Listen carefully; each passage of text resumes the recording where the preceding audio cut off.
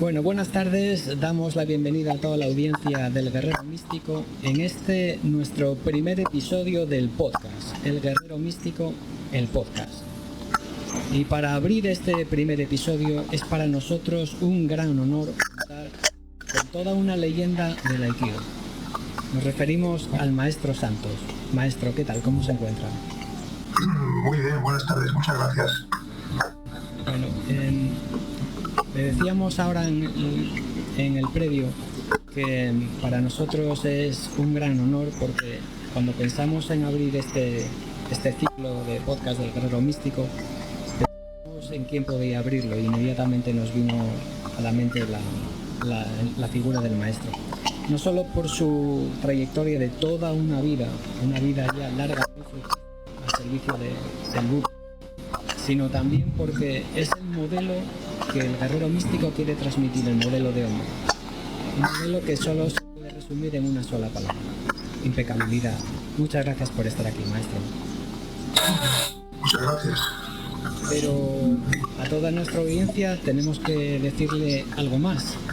Y es que todavía el lujo es mucho mayor, porque el maestro en su vida también ha cumplido una misión muy importante, que es transmitir sus enseñanzas y a la siguiente generación. Y entonces también están con nosotros sus retoños, que no han dedicado una vida entera a la enseñanza del Budo y a la aplicación de sus doctrinas, pero sí la mitad ya de una vida. Y tenemos con nosotros a Natalia. Natalia, ¿cómo estás?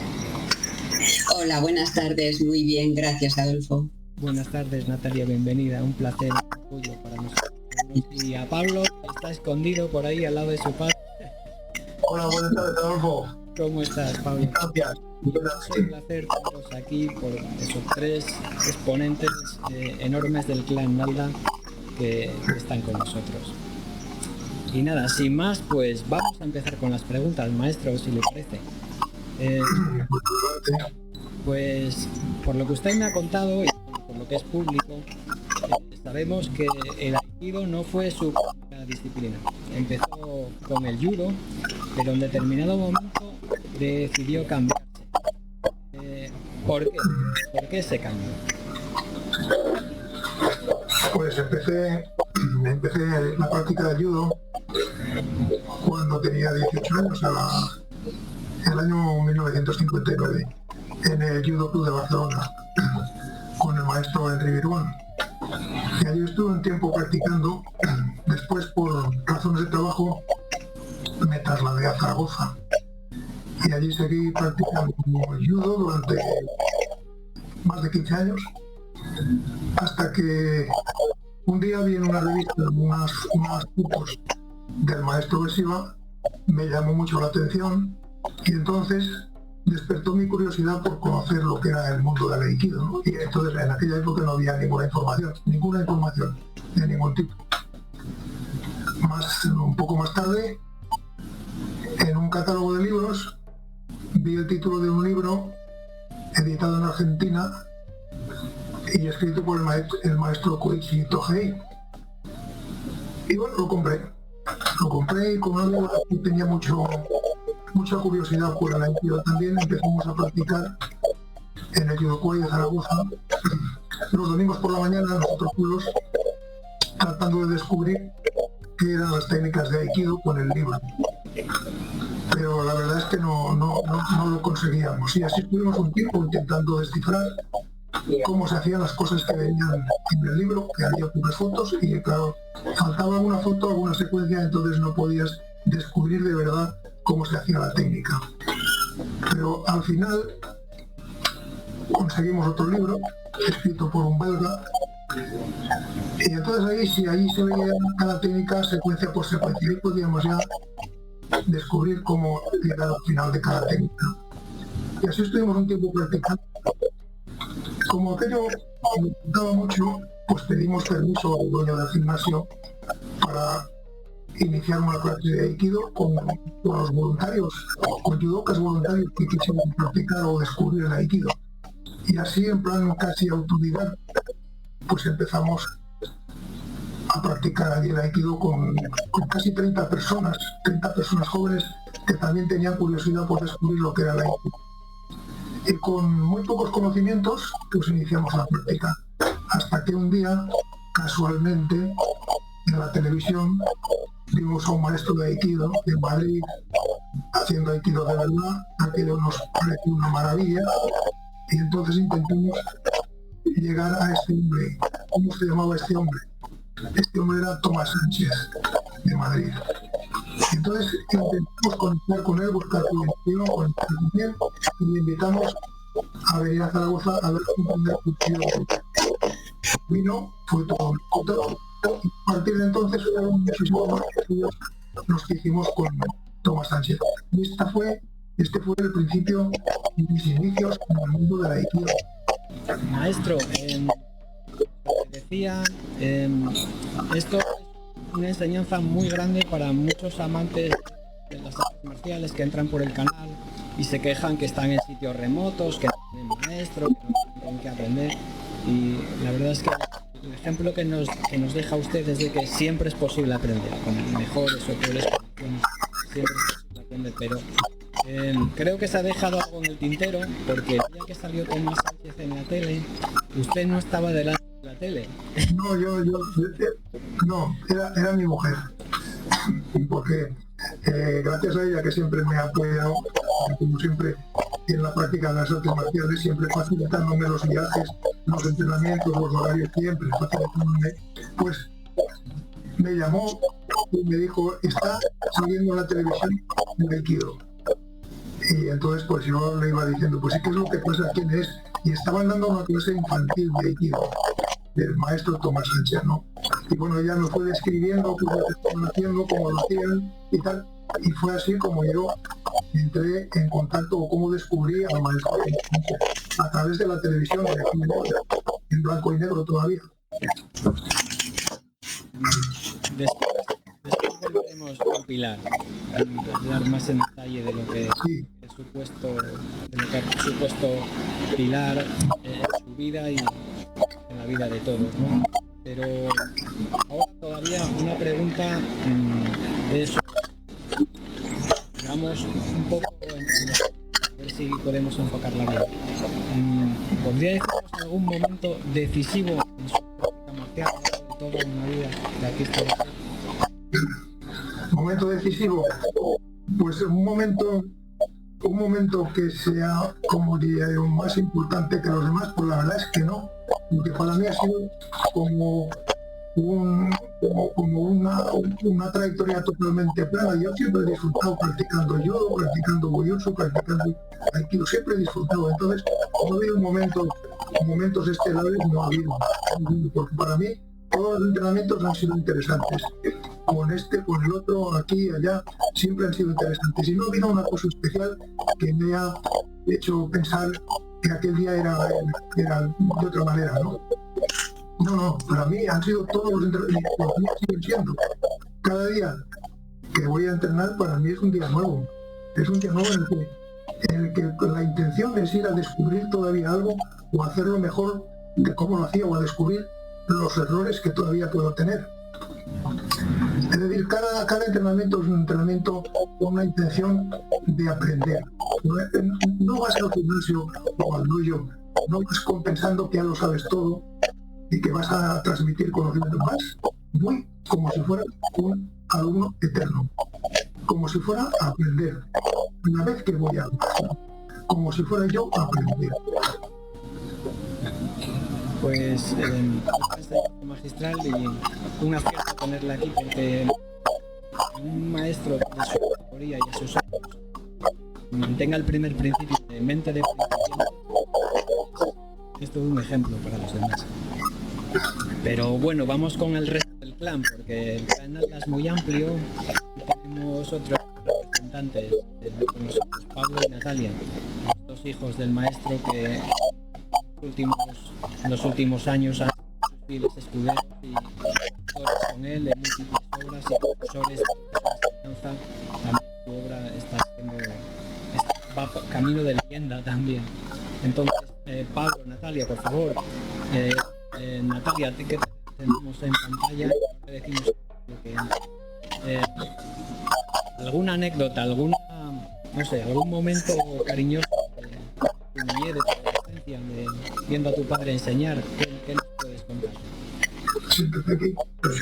Bueno, podría contar muchos y ninguno, ¿no? También, porque, bueno, pues son muchos años, Adolfo, y bueno, pues yo siempre he tenido un gran respeto hacia mi padre, y me atrevería a decir que no ha habido dos clases iguales, que cada clase impartida por mi padre, pues yo sé cómo prepara mi padre las clases y siempre pues, ha sido una preparación minuciosa, ¿no? Yo sí que recuerdo cuando era pequeña que a lo mejor pues yo estaba estudiando en casa, en mi habitación, y Pablo en la suya, y de vez en cuando mi padre nos abría la puerta y nos decía: a ver, Natalia, cógeme en Catatedori, o atácame así, o marca...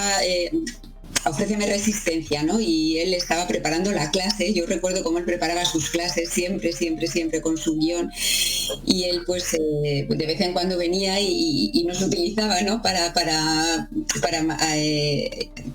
mostrar un poquito mejor, ¿no? Cómo iba a hacer la técnica, se hacía su guión, ¿no? Y bueno, pues probaba y la verdad es que eso sí que lo recuerdo, ¿no? Que o a veces a Pablo, o a veces a mí, pues nos utilizaba de ayudantes para preparar la clase que después iba a realizar. Vaya, entonces veo que es costumbre de los padres utilizar a los hijos como uke. Es bastante general. Vale. Luego ya no me sacaba un tatami, Adolfo. Pablo, que sé que estás por ahí con una pregunta para ti. Bueno, Luego entraremos mucho más a fondo. Pero así, a bote pronto, de todos los múltiples valores, vamos a ir cambiando continuamente, para que vais a estar rotando en la silla, porque va a ser un bombardeo de preguntas. Luego entraremos más a fondo contigo sobre el tema, pero cuéntanos así en una primera instancia un primer valor que os marcara desde niños, desde adolescentes, de todos los que os transmitió vuestro padre, un primer valor que, digamos, que os marcara más en el alma. Compromiso y rigor, exigencia. Bueno, es lo que ha dicho Natalia. Después de tantos años,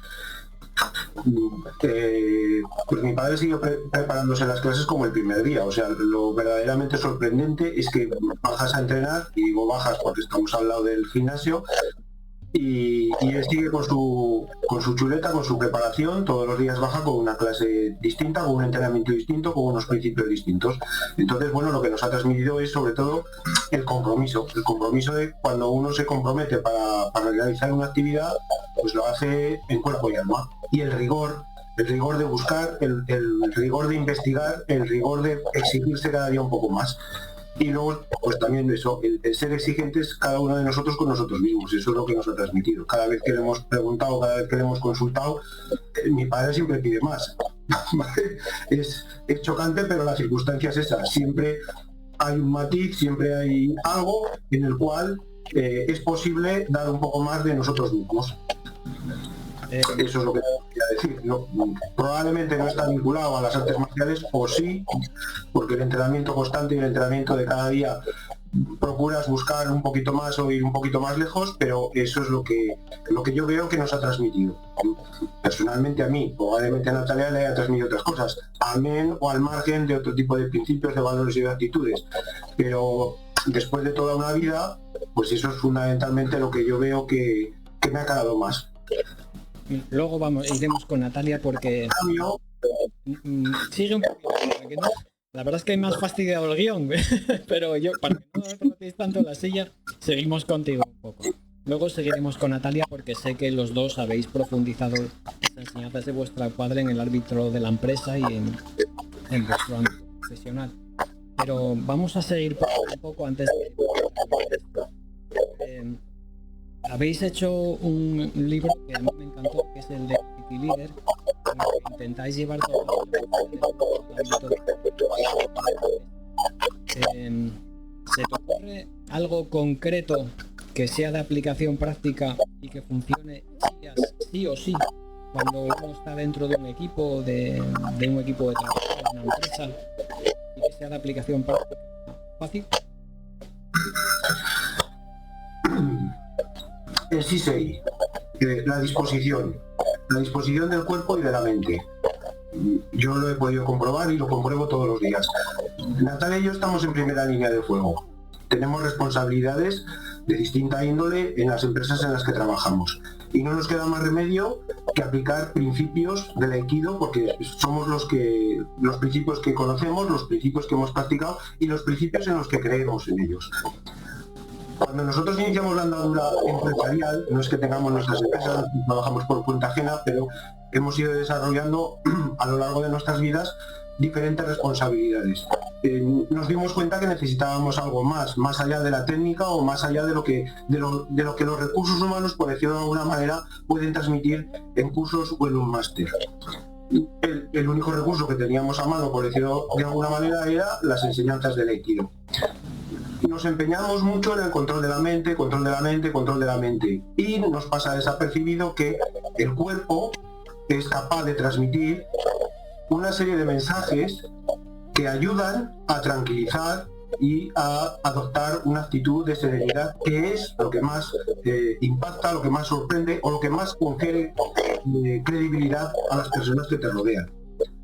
Cada día es necesario mantener el tipo hablando claro, mantener una cara de póker, mantener esta sensación de credibilidad que le tienes que ofrecer tanto a las personas que te rodean como a tus clientes, como a tus proveedores. Y eso lo hemos aprendido en el Aikido. Eso, mi padre nos ha ayudado a descubrir el concepto del Sisei y cómo desde esa postura impecable, desde este saber estar, desde esa espalda recta, pies separados, hombros relajados, logramos transmitir a nuestra cabeza que tenemos que estar serenos, porque desde esa serenidad es como puedes interactuar con las personas que te rodean de una manera más coherente, más lógica, más amigable. Ese es el principio, entre otros, podríamos decir muchos, que a mí más me ayuda en el día a día. Muy bien, Pablo. La atención, la fugacidad del momento, todo ese tipo de cosas las hemos ido descubriendo con la práctica del Aikido. Es un compendio, no es un solo concepto que este es el que yo resalto, ¿vale? Pero hay una serie de principios que te ayudan a tener un compendio de herramientas que te ayudan todos los días y que tienes que poner en práctica. Unos días más, otros días menos, pero bueno, que no me quiero enrollar. Ya está, Adolfo, no te preocupes. No, si estás para eso, si no me dejo llevar. Enrollarte. Vale, la siguiente pregunta después de tomar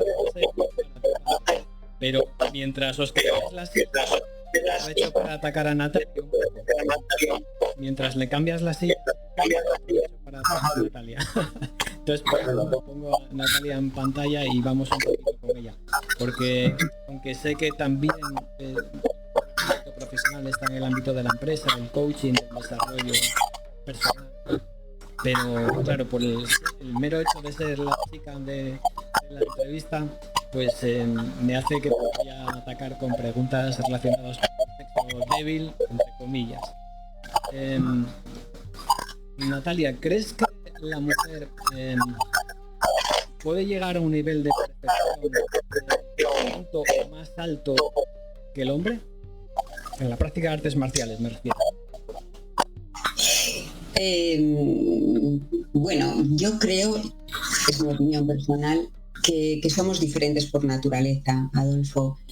En las clases de Aikido aprendemos que la postura, que el desplazamiento y que el timing correcto prevalece sobre la fuerza. Por ello, como mujer, soy consciente que resistir o imponer la fuerza a un nuque cuya complexión es superior a mí no me ayuda en nada, ¿no? Entonces todos aprendemos en el Aikido que sentir y redirigir la energía de mi oponente con fluidez es lo que más me va a ayudar, ¿no? Eso es lo que en eso es en lo que yo me apoyo como mujer, ¿no? En la armonía, en la suavidad, en la limpieza, y que todo ese conjunto de cosas, desde mi punto de vista, le da una elegancia. Natalia, ¿Por qué los tatamis están llenos de varones y también de mujeres? Pues fíjate, Adolfo, que es algo que hasta yo misma me he cuestionado, que si yo no fuera hija de quién soy, no sé si hubiera elegido el aikido tampoco, ¿no? Como arte marcial, como hobby, como deporte, como actividad a desarrollar, no lo tengo claro. Y me lo he preguntado en muchas ocasiones, lo desconozco. Digamos que yo he crecido en el tatami, que he tenido la suerte de haberlo conocido, de haberlo practicado, de haberlo desarrollado en mi vida, y que he practicado con el mismo entusiasmo con hombres y con mujeres. ¿Por qué hay tan pocas? No lo sé, pero sí que puedo decirte que existen también grandes maestras de aikido repartidas por el mundo, no solo en Japón, sino en Estados Unidos, en Europa, y que tienen una gran sensibilidad corporal y espiritual. Así que a lo mejor somos pocas o son pocas, pero muy grandes también. ¿Y qué podemos hacer para que este número aumente? Bueno, pues a lo mejor, pues independientemente, yo creo que a lo mejor el físico a veces nos frena, ¿no? Porque nos da la sensación que practicar con hombres es como que tienen una fuerza superior a nosotros, pero yo creo que cada uno podemos aportar cosas distintas. Ya te he comentado pues el tema de la sensibilidad corporal, de la presencia, de la elegancia. Todos sabéis que mi padre ha hablado siempre del aikido desde un punto de vista holístico, accesible a cualquier persona, de cualquier género, de cualquier edad, de cualquier naturaleza. En casa concebimos este arte marcial como una vía de crecimiento personal, como un desarrollo integral, no como una mera ejecución de técnicas que dependen del físico de cada persona. Así que yo invito a todas las mujeres que se atrevan a ponerse en el tatami, porque van a descubrir que es una potente herramienta para el desarrollo integral de la persona. Muchísimas gracias, Natalia, porque es justo el mensaje que estábamos intentando también transmitir. Por eso te lanzamos el anzuelo para que entraras en él y nos eches. Vamos con usted, maestro. De las muchísimas obras tanto en su memoria como en la de sus hijos, hay una que me ha llamado mucho la atención a nivel técnico, y es aikido entra por la forma y sale de la forma, porque hay maestros que dicen que la forma lo es todo, maestros que dicen que la forma no sirve de nada. Ilumínenos un poco. La frase entra por la forma y sale de la forma no es mía. Es una enseñanza en el mundo de las artes marciales. Entra por la forma tiene un significado muy sencillo de entender. Entrar por la forma significa aprender las técnicas de forma de kata. Es decir, sabiendo de antemano qué es lo que va a hacer el atacante y qué es lo que voy a hacer yo. Entonces repetir esos movimientos y que uno es capaz de realizarlos sin necesidad de pensar, sin necesidad de que sean dirigidos por el pensamiento. Eso es entrar por la forma. Pero no puede estar eternamente practicando en la forma de kata, kata geiko, no se puede estar toda la vida practicando. Hay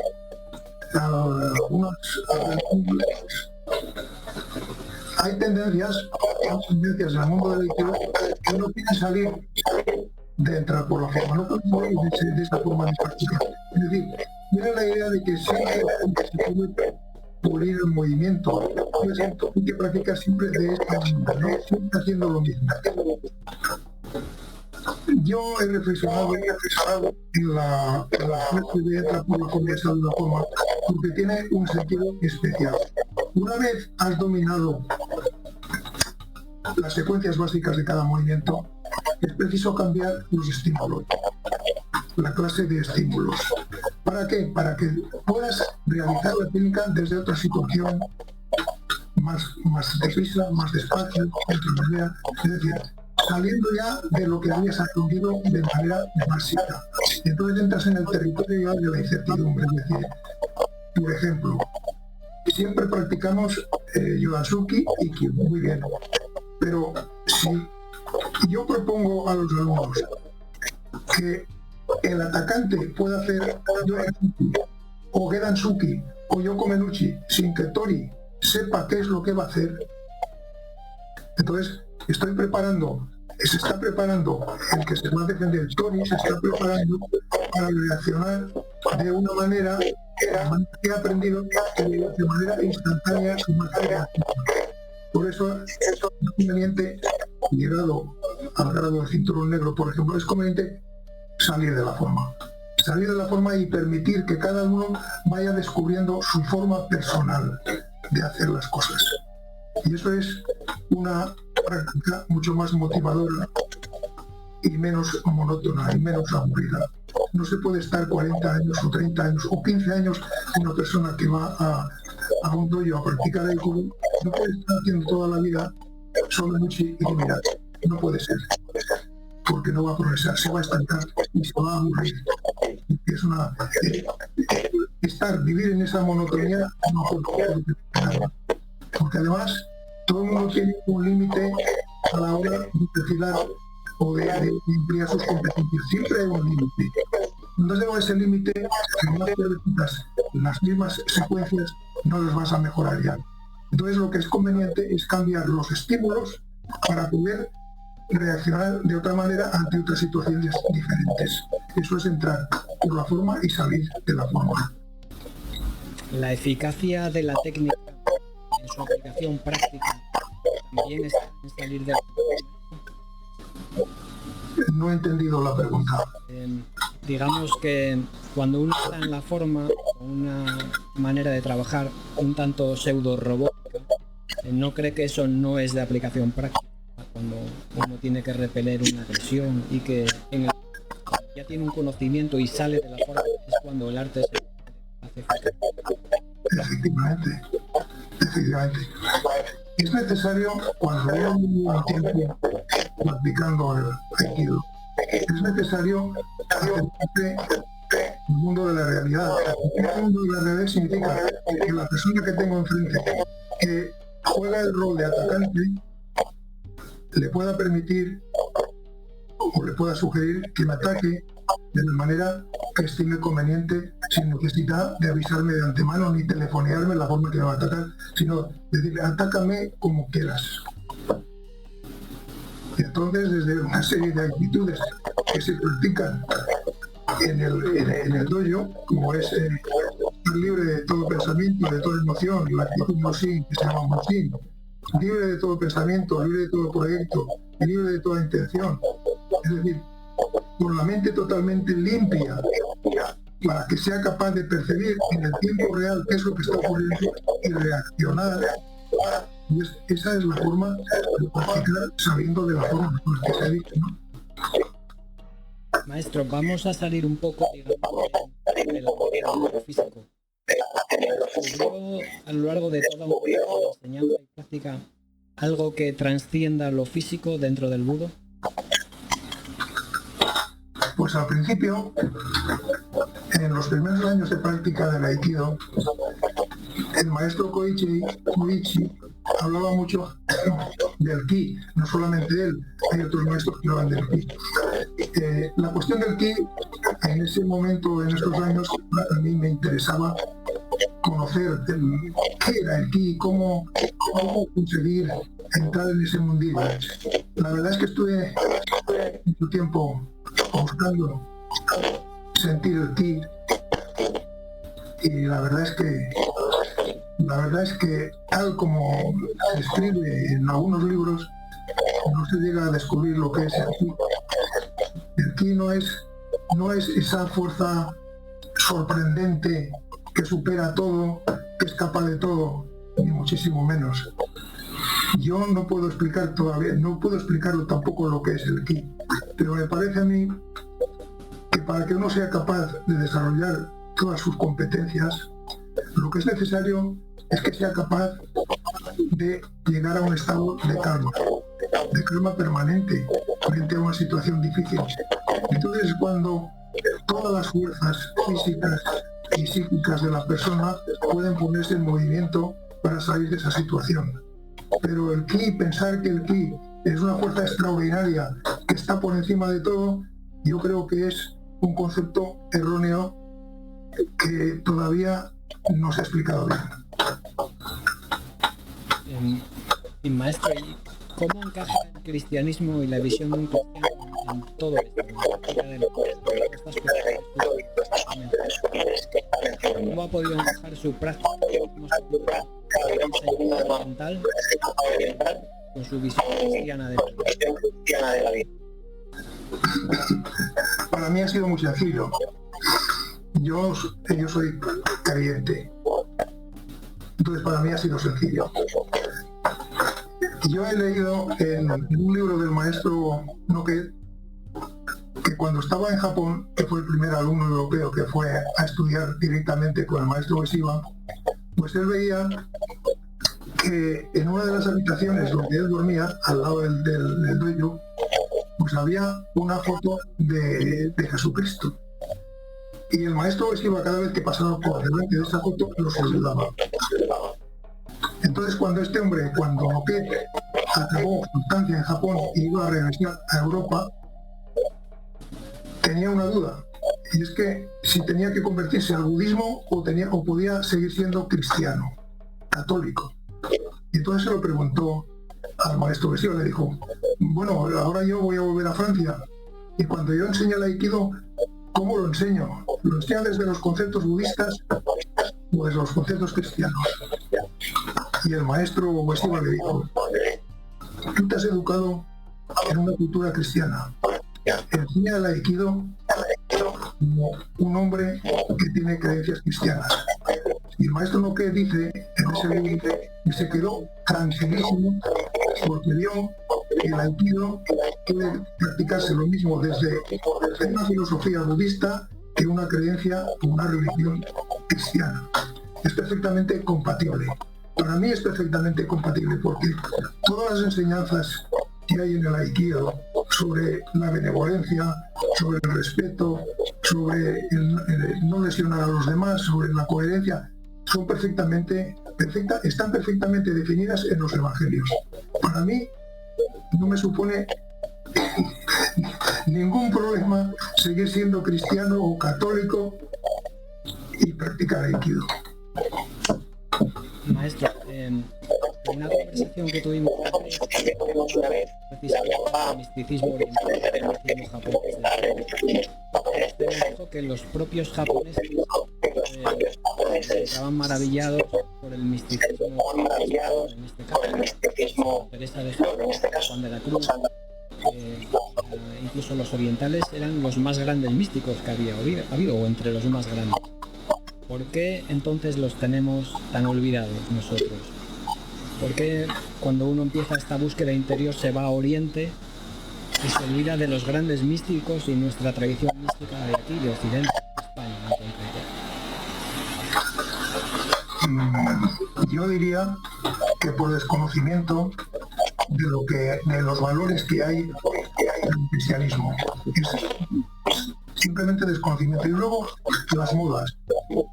Parece que uno está más al día si dice que se está practicando el budismo o que está practicando el zen budista.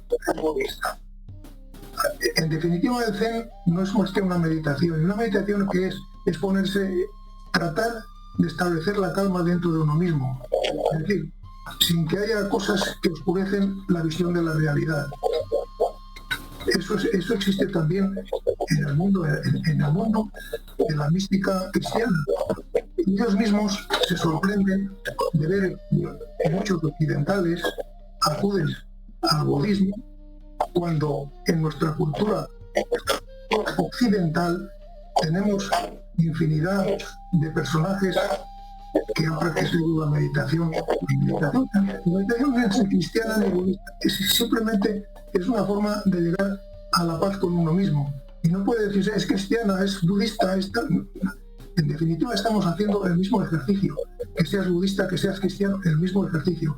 El ejercicio es encontrar la paz dentro de ti mismo para que puedas ver la realidad sin ninguna... es decir, viéndola tal como es. sin ningún obstáculo. Es perfectamente compatible. Y por eso ellos extrañan, los orientales, se extrañan que teniendo modelos muy interesantes de personas que han llegado muy lejos en el ámbito de la meditación, que vayamos a buscar precisamente sus métodos. Entonces, ¿todos los caminos correctos llevan al mismo sitio? Pues posiblemente sí, porque hay un dicho en el mundo de las artes marciales que dice que todas las sendas conducen a la misma cima. A la cima se puede llegar por diferentes sitios, se puede acceder por diferentes sitios, pero todos llevan a la cima. Cuando uno está buscando el bien propio y el bien de los demás, los caminos son todos muy parecidos. Muy bien, maestro. Si le parece, mientras se cambia con Pablo, otra vez para atacar un poquito más a Pablo, pues le lanzo alguna pregunta a Natalia. Muy bien. Natalia, estoy contigo otra vez, estamos contigo. Sabemos que detrás de todo gran hombre hay una mujer. En este caso, tu madre, que es un pilar básico del clan Nalda, que nunca está en cámara, nunca está en cámara. Pero sabemos que está ahí. Cuéntanos algo de tu madre. ¿Qué valor material asignaría tu madre? Bueno, sin dudarlo le asignaría el valor de la adaptabilidad a cualquier situación, a cualquier entreno, en el caso de mi padre, a cualquier clase de aikido, curso, viaje, su capacidad de servicio a través del apoyo a mi padre y a nosotros desde que recuerdo, desde que era pequeñita. Ella ha sido un apoyo constante, ha cooperado en todo lo que hemos hecho y con todas las personas que hemos conocido a lo largo de todo este camino que ha sido toda una vida, ¿no? Todos los sitios donde hemos ido, todas las formaciones impartidas por mi padre o en las que mi padre se formaba, ella siempre ha estado ahí, a su lado. Ha sido un apoyo incondicional.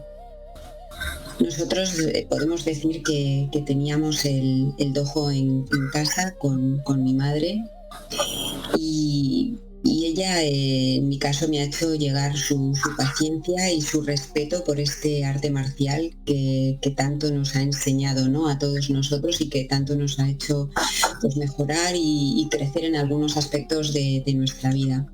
La aceptación que ha tenido mi madre ha sido enorme y el apoyo hacia mi padre. Tengo que decir que ella es una persona tremendamente independiente y que ha tenido sus hobbies al margen y sus actividades al margen y que no tienen nada que ver con todo este mundo, pero está al día de todo lo que ocurre y hace suyo todo lo que mi padre, pues, hace, enseña y nunca se aburre y bueno, ha compartido con él absolutamente todo.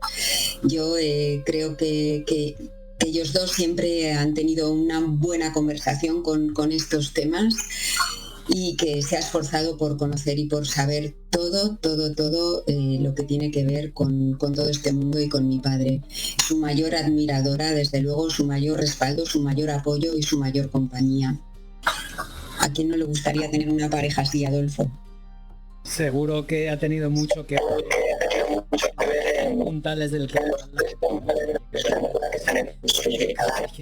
no lo dudes. Mira, Natalia, quería preguntarte, creo que en la sociedad moderna, precisamente en el papel de la mujer, tenemos un problema grande, y es que con la incorporación de la mujer al ámbito profesional de manera plena, quizá estamos perdiendo un poco ese trabajo que la mujer hace,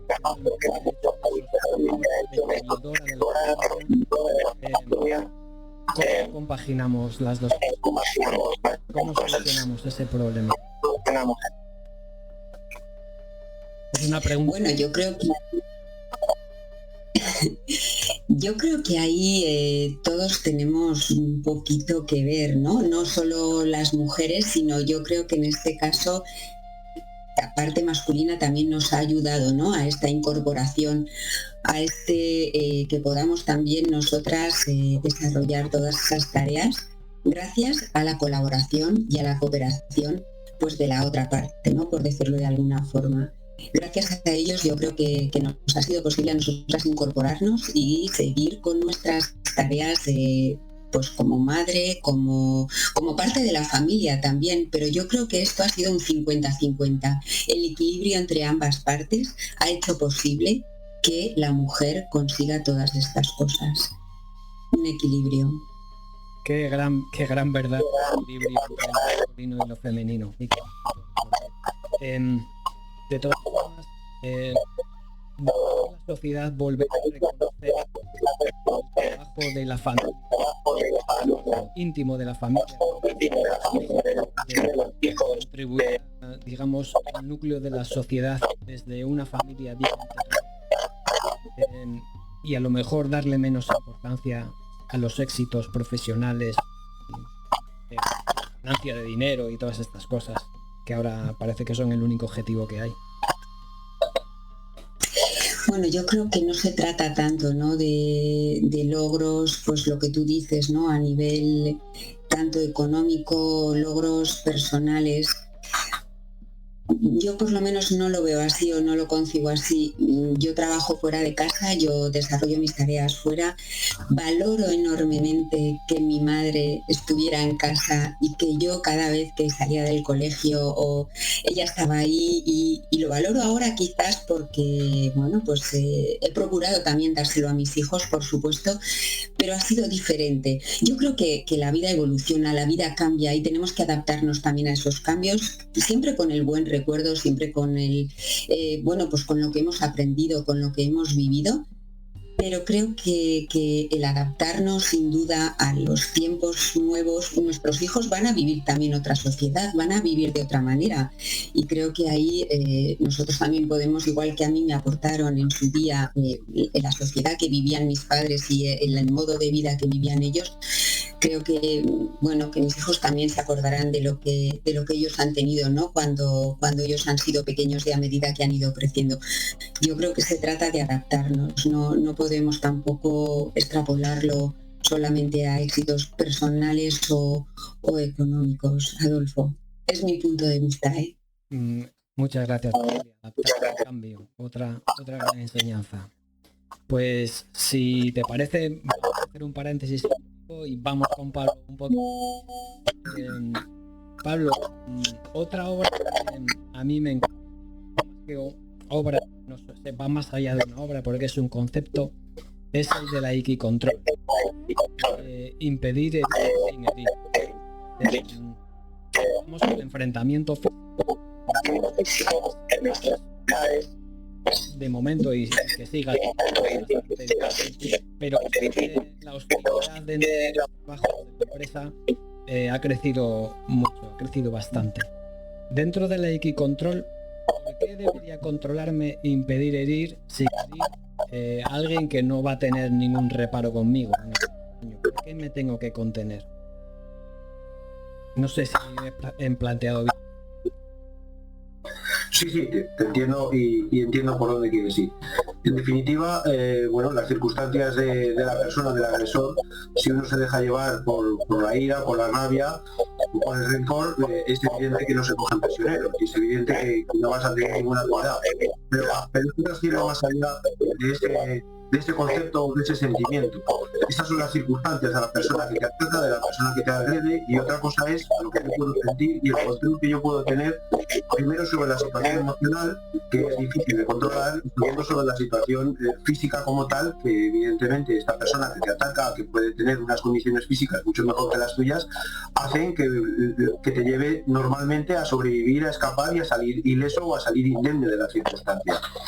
Pero el entrenamiento del Aikido va más allá del conocimiento de las técnicas. El principio de impedir herir sin herir es un principio más humano, es un principio más racional, más lógico.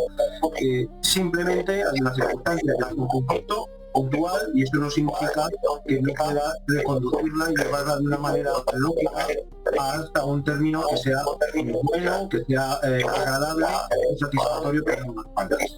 El no se cogen prisioneros no lleva más que a dejar heridas, a resentimientos y a posibles conflictos a posteriori. ¿No planteas el hecho de que, digamos, por no causar un mal ajeno, es decir, me lo puedan hacer a mí, quedar corto en esa aplicación y me puedan hacer causar el daño a mí o a mi familia, a los que me rodean, a mi entorno? Bueno, eso es así. Uno puede caer en ese concepto ingenuo de pensar de por no hacerle daño al otro, el otro me lo va a hacer a mí. Ahí es donde reside verdaderamente la diferencia entre... Uno también está legitimado cuando van a por él, ya no para causar daño, sino para hacer lo que sea, entre comillas, lícito, o ya no lícito, sino lo que sea necesario para salvaguardar su integridad física, la suya y de la familia. Es lo que hoy trascienden en los medios de comunicación muchas circunstancias de esas características donde se pone en tela de juicio a posteriori a ese juicio, precisamente si no hubiera sido mejor responder de otra manera. Claro, de una manera fría y sentado en un tribunal es muy fácil decirlo, pero cuando estás en medio del fragor de la batalla las cosas son totalmente distintas. No estoy diciendo que haya una legitimación máxima, pero es evidente que, dados a elegir, yo voy a procurar no hacer ningún daño, pero llega un momento que la agresión, cuando ya he demostrado suficientes veces en la cual yo no quiero hacerle daño, cuando esa persistencia, esa insistencia y esta violencia de manera clara y patente, tengo que pensar en mi bien mío personal, el de mi mujer, el de mi familia, el de mi hijo, de mis padres, mi hermana, de quien sea. No significa que uno pueda hacer lo que quiera, pero llegados el momento, pues es el sálvese quien pueda. Pero previamente habrá habido unas muestras claras y patentes de que no puede hacer nada.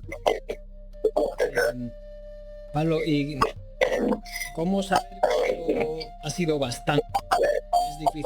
Un punto de referencia digamos, un nivel de intensidad, de contundencia, de repetir una agresión, puede ser física, puede ser psicológica o emocional. ¿Cómo se sabe a dónde llega la aplicación de la violencia? Bueno, hay que procurar, sobre todo, disuadir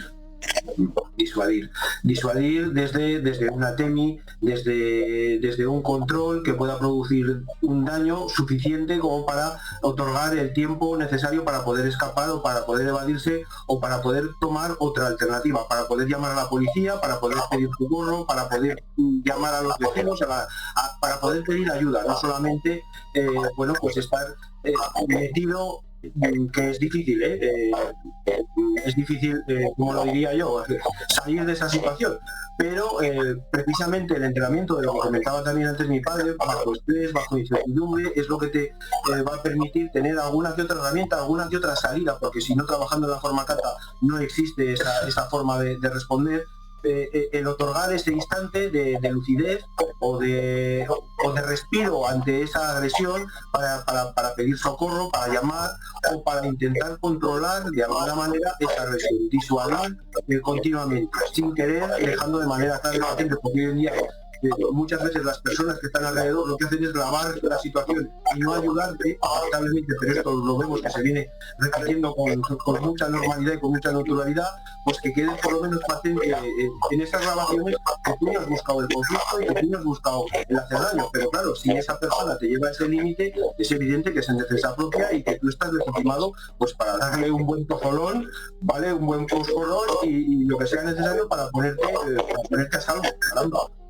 La diferencia hasta dónde, pues es muy difícil de sopesar, pero eso, una TEMI, una acción disuasoria, algo que me permita pues, marcharme corriendo si es necesario, aunque eso pueda suponer para la mayoría de las personas pasar por un cobarde, pero yo ya no pienso en cobardías, pienso en ponerme a salvo y que no me pase nada, salir indemne. Muchas gracias, Pablo, muy iluminador. Entramos en el último bloque y si parece puede responder el que coja la pregunta, que se sienta aludido o con ganas de responder. Entonces, la primera pregunta sería, ¿qué aconsejaríais a un niño, a un joven que quiera empezar en el mundo de las artes marciales? ¿Qué le decimos a ese chico que se quiere iniciar? ¿Me preguntas a mí? A los tres, a cualquiera que sienta, porque bueno, vamos, yo creo que su voz está muy, vamos, muy acreditada para contestar. Bueno, la verdad es que es una realidad que la juventud, hablo de juventud a partir de 25 años para abajo, por ejemplo, no se sienten atraídos por el mundo del aikido. Algo hemos hecho los que llevamos muchos años enseñando aikido, algo hemos hecho mal, porque el mensaje no ha llegado a la gente, el verdadero mensaje de la filosofía del aikido. Entonces, los jóvenes no se sienten atraídos por el aikido. Posiblemente sea por la forma en que estamos enseñando el aikido. Yo no sé cuál puede ser la causa, pero la realidad, no solamente en España, no solamente en España, porque cuando entras en las páginas europeas del mundo del aikido, pues todo el mundo se está quejando de que no hay renovación. Los mayores que están practicando aikido ya llevan muchos años, abandonan porque llegan a un punto que ya no pueden seguir y no hay renovación. Es decir, los jóvenes no se apuntan al aikido. Algo tiene el aikido que no les atrae. No es la forma de enseñarlo, seguramente que es la forma de enseñarlo, porque si no, la gente se apuntaría al aikido lo mismo que se apuntan al baloncesto o al fútbol. Pero la verdad es que no hay atracción hacia el mundo del aikido actualmente. Puede ser que también algo externa en ese... Bueno, a lo mejor los jóvenes, los que estudian y todavía no trabajan, pues tal vez no tienen dinero para pagar la cuota de un gimnasio, ¿no? Pero no creo que sea esa la causa principal. Yo pienso que es la imagen que estamos dando, o bien en los gimnasios, o bien en los vídeos, la imagen que estamos dando desde hace mucho tiempo, y en el sentido lo que no atrae a la gente, no atrae a los jóvenes, no atrae. Y sin embargo, es un arte que tiene muchísimos valores para el desarrollo de la persona, muchísimos valores, pero no hemos sabido transmitirlos. Una pregunta, esta sí que es para tienen que contestarlo. Ahora que estamos en valores, ¿qué significa ser budoka? Ser guerrero, parece que nos da un poco de... ¿Qué significa ser hoy en día? En lo cotidiano.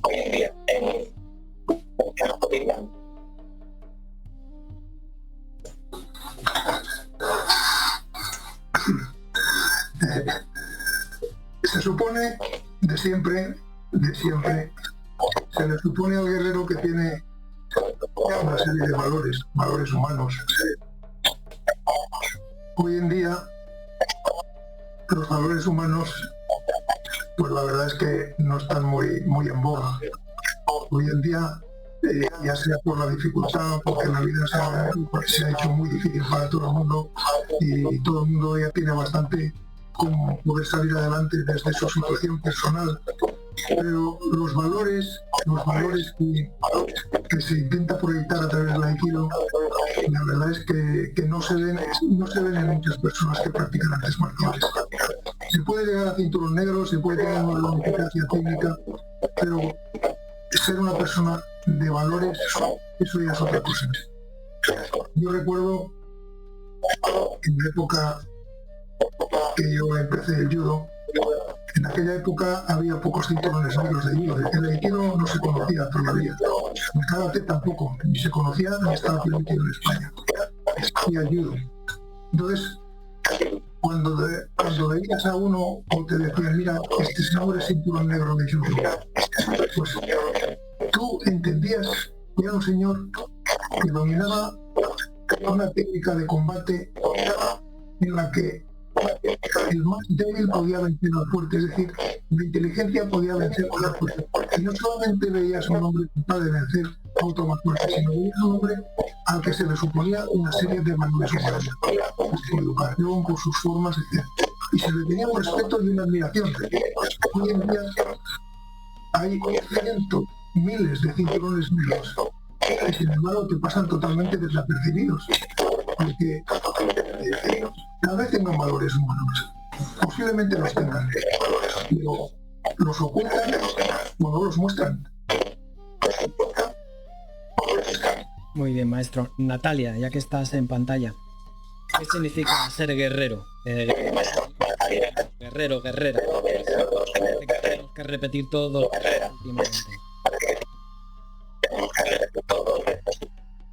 últimamente. Sí, perdón. Bueno, yo lo hago general para todos. Bueno, el camino del guerrero, o el camino del aikido, que decía mi padre, nos muestra, bueno, muchos principios, muchos valores a practicar allí donde estemos, y para que podamos mejorarnos, ¿no? Cada día, o simplemente para ponerlos en práctica en cualquier situación. Yo creo que todos tenemos muchas ocasiones, podemos iniciar el día, por ejemplo, pues con un sencillo ejercicio de respiración consciente, con una breve meditación desde la calma, con el trabajo podemos hacer cada día de escuchar y, como decía Pablo, reaccionar, ¿no? Una tarea muy complicada en ocasiones, sobre todo en el trabajo, en la familia, cuando estamos cansados. Intentar hacer de cada tarea simple, que cada tarea sencilla, como pues el poner la atención plena, ¿no? que tanto se nos escapa hoy en día. Para mí esa es una de las cosas más importantes, el estar aquí y ahora, el ser consciente de cada situación, el tener la mente enfocada. Para mí, en lo cotidiano es muy sencillo, pero muy importante, ¿no? El ser consciente de cada momento y el vivir cada momento sin que la vida se nos escape completamente. Qué bonito y qué difícil, Natalia. Lo que significa ser guerrero. Oye. Es evidente, como tú lo manifiestas, en un segundo plano, la palabra guerrero tiene hoy en día una connotación negativa. El guerrero lo concibo desde el punto de vista de su formación personal. Yo me considero un guerrero desde el punto de vista de no rendirse nunca, de acercarse, de mejorarse. Ese es el concepto que tengo yo de guerrero como tal. Todos los días nos toca enfrentarnos a conflictos de distinta índole, incluso a conflictos internos. Para mí un guerrero es la persona que está pues, como el guerrero místico, en constante búsqueda, en constante perfeccionamiento y sobre todo en ese punto de inconformismo para todos los días buscar algo que te permita ver que has evolucionado. Qué duda cabe que no quiero hacer conflictos, no quiero conflictos.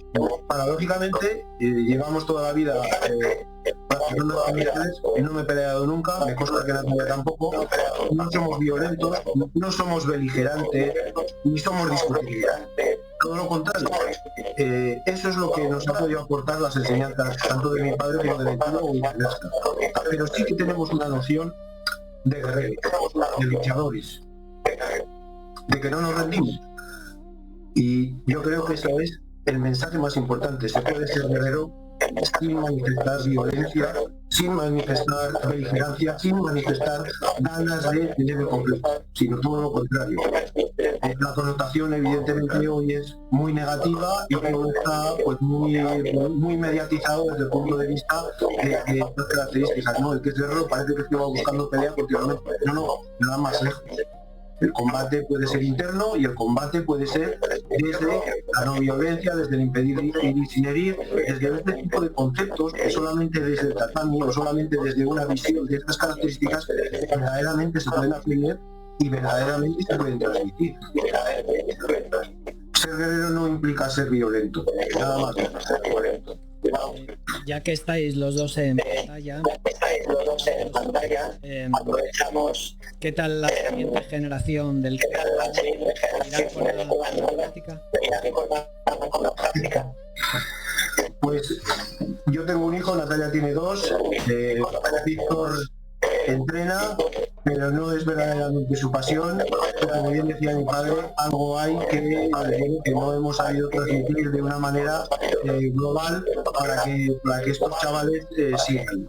Víctor ha bajado a entrenar hoy, se está ayudando a prepararse el cinturón, el segundo dan a un compañero suyo, pero bueno, tiene 23 años, probablemente pase por unas circunstancias similares a las que yo pasé también, porque las cosas son como son, y probablemente recupere esa actividad asiduo elegido dentro de los años. Pero sí que lo que yo veo en mi hijo y lo que veo en lo que es en el tatami, probablemente, y esto mi padre no se atreve a decirlo porque es muy prudente, pero probablemente en el aikido hemos generado una sensación de falsa eficacia. En estos vídeos, lo que dice cualquiera que lo ve es que te dice, pero eso es mentira, ¿verdad? Y eso no ha contribuido a la divulgación del aikido. Un chaval hoy lo que quiere, un chaval de 20 años, entre los 20 y los 30 años, lo que quiere hoy en día es meterse caña. Y lamentablemente la imagen que trasciende de los vídeos que se ven en internet es que somos una panda de flojitos.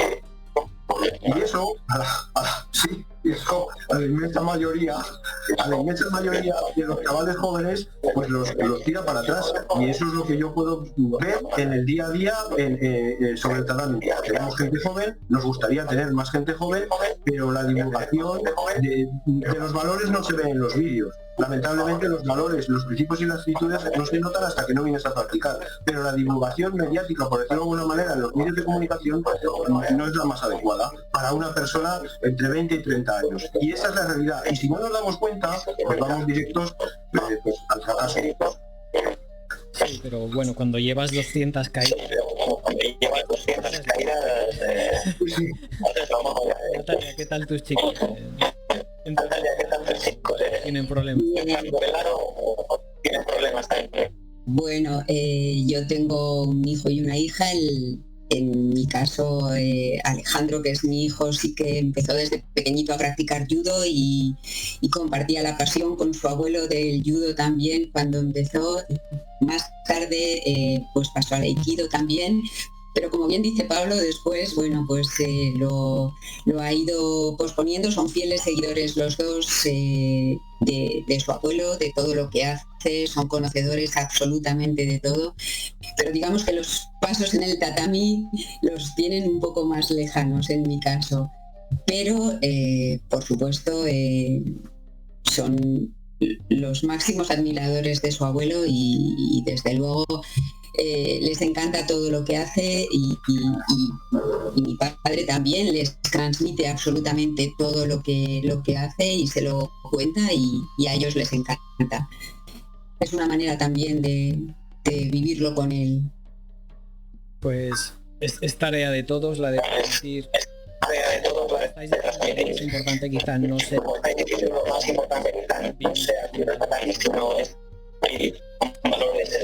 si os parece terminar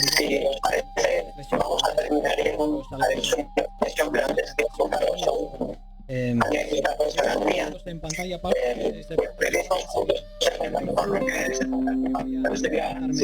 voy a buscar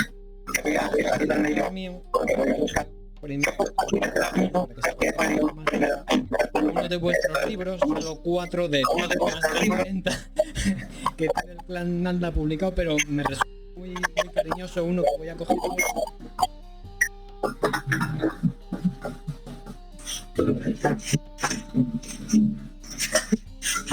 que es este, un camino hacia ti mismo. Yo tenía unos 2 años, lo pongo en pantalla. Un camino hacia ti mismo. En la cámara sale al revés. Tengo unos 22 años aproximadamente. Por supuesto, yo no sabía ni de la existencia del pero encontré este libro en la biblioteca del centro de la verdad es que me apasionó las caricaturas, que el maestro además es caricaturista y siempre pensé, jolines, ¿quién sabe? Que hace estas caricaturas Y muchos años después, pasaron más de 12 años, y me encontraba en el estudio, y como el canal también toca los